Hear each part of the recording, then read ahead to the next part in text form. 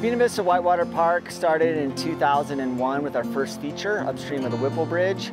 We saw great success with that, so many people using it in different fashions that we were able to work with the town and the county and the state to bring 4 additional features built between 2007 and 2009. Since then, crowds have grown and interest has grown every year. The Whitewater Park features are man-made, but we make them look very natural.